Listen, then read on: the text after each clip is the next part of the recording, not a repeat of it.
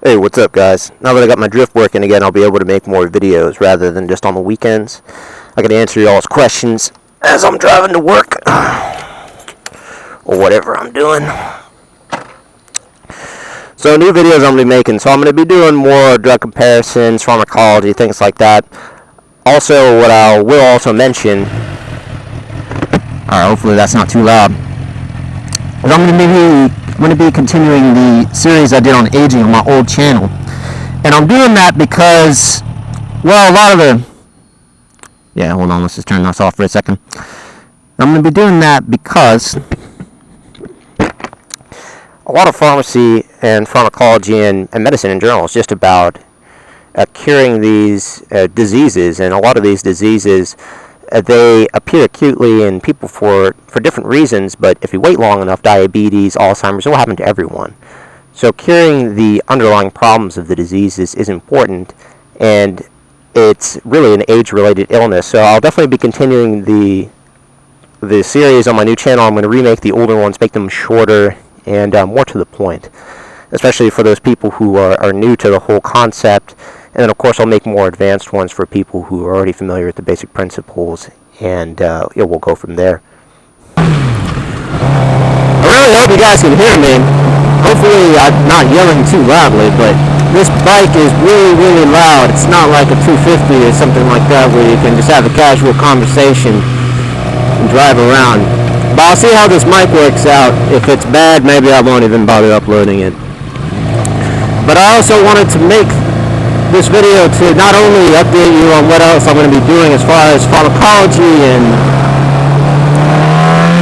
aging is concerned, just continuing off my old channel, but also I really wanted to do more outreach as far as just the drugs that are available right now. So, as many of you know, I used to work for an insurance company reviewing claims. So whenever you submit a prior authorization, I would review the claim and I would decide whether or not it would be approved or denied.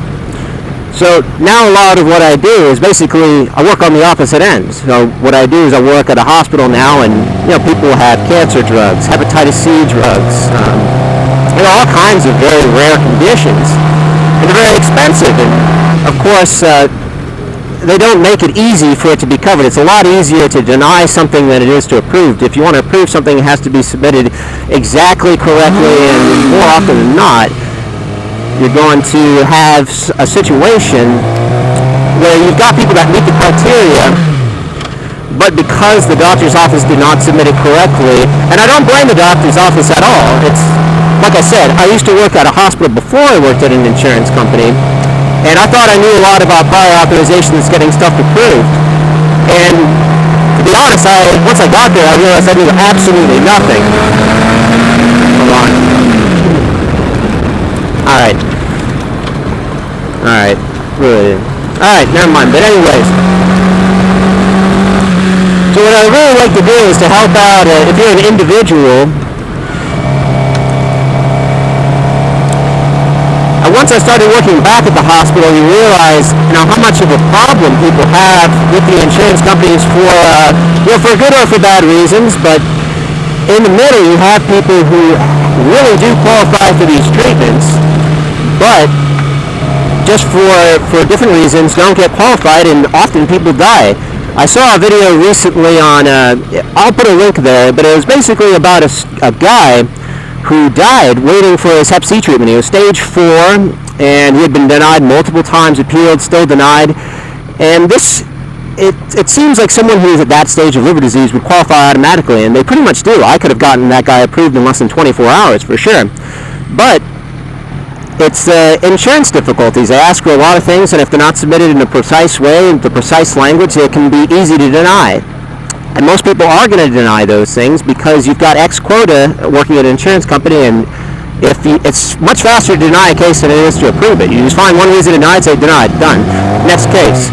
So really what I'd like to do is to, like I said, have an outreach where I'd be able to help people say, hey, I'm having trouble getting this drug approved, and I can look into the case and say, well, here's how you would approve a drug like this, or here's a process. So whether you're an individual or a doctor's office, I can give you a better idea of what that process involves, and be able to, get you the medicine you need so you don't die like this guy. And I had a very similar case when I started working in the hospital. We had a guy who he was stage 4, so he was basically as much damage as you can get before you die. And he had been denied 4 times, and he had appealed and been denied, appealed and been denied, and the whole time he had all the criteria he needed. They kept denying him for a liver biopsy.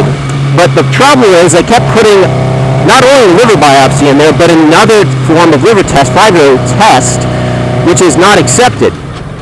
So they just kept denying for that reason, even though there was a perfectly valid liver biopsy. He got the liver biopsy done in 2000. So, and he was stage 3 then, and they automatically qualified for that then. But still, he was getting denied, and literally was to the point where he was about to die, and he was very, very close to death. So I was able to go in there, I was able to set it up in a way, I mean, it was basically the same information, but it was set up in a way where you could not possibly deny it. There were no reasons to deny it. So he was approved, and now, he is in remission as far as the Hep C is concerned. I mean, we'll see how long he is after a year, but he could have very easily died. He was in the hospital, he was not doing well, but fortunately he pulled through. But this happens every day to people all across the country, and people are really not aware that they ought to be getting it, or some places the doctor's office is not even aware either. So it's kind of a big mystery, and what I'd like to be able to do is to help out people in those situations. Anyways, I'll keep in touch with you guys. Even you guys on my old channel, I'll probably post some of the some of the aging videos that I know a lot of people go on there for that still. So I'll probably update that old channel still. Now don't worry about it, I'll end up doing something with it. But this is going to be my main channel, the new one, the Sons of Apollo.